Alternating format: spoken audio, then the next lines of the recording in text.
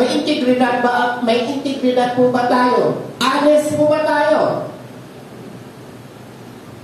Mga kapatid, pinalalahanan muli ho tayo ng ating Panginoon because we are building our nation. Hindi talaga mabubuo, hindi natin ma-rebuild, hindi natin ma-transform ang ating bansa kung wala po ang mga bagay na ito. Integrity and honesty. Alam na po natin ito. Ang sabi nga doon, transparency and accountability builds trust and stability within a nation. Transparency. Ito yung mga isinusulong na batas ni Brother Eddie, Senator Joel, yung magkaroon ng transparency. Ang ating mga nasa pamanan, lalong-lalo na pagdating sa mga proyekto.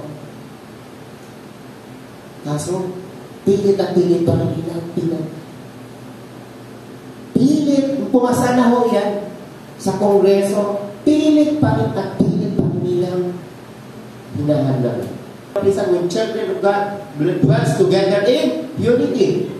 Alam mo, pag may pagkakaisa, marami kang nagagawa. Pag may pagkakaisa, kahit isang mahirap na bagay, kayang magawa. Kayang matapos. Kaya natin kasi nagkakaisa mo tayo. Pero ang sabi nga doon, national unity plays a crucial role in ensuring political stability and promoting prosperity in any country. Now, what can we say about political condition of our nation? Is there any unity in our nation? Wala. Presidente, nakipagbangayan sa Vice President. Ang dami. Kahit nasa local ho natin, bangayan.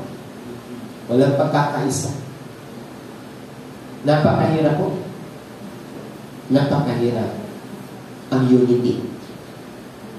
Kaya dito po sa amin sa church, dapat magkakaisa ho tayo. Amin po ba? Marami ho tayong kuro-kuro, marami tayong mga diskusyon.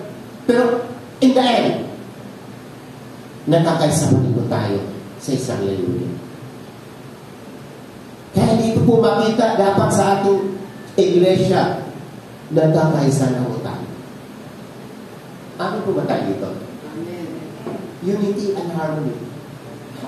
Alam mo, kapag nagkakaisa ang isang grupo, alam mo, napakadali po. Napakasaya. At madali gawin ng isang bagay. Kasi nagkakaisa, nakakaintindihan. Nung ang tao ng Babel ay ginagawa pa nila, mabilis. Di ba mabilis ginawa? Kaya lang, sabi ni Lord, nagtitiwala na sila sa kanilang mga sarili. Kaya ang ginawa ni Lord, bawat isa ay mayroon ng kanya-kanyang mga sarili. Hindi na sila nakakaintindihan. Pero hindi ko naman sinasabi na ganito ang gagawin ni Lord sa ating bansa.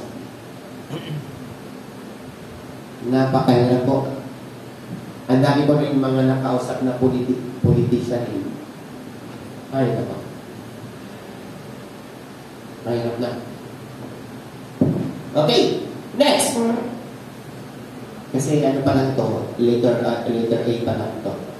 Respect for authority. Romans 13 verse 1 to 7. Hindi ko na ito babasahin na.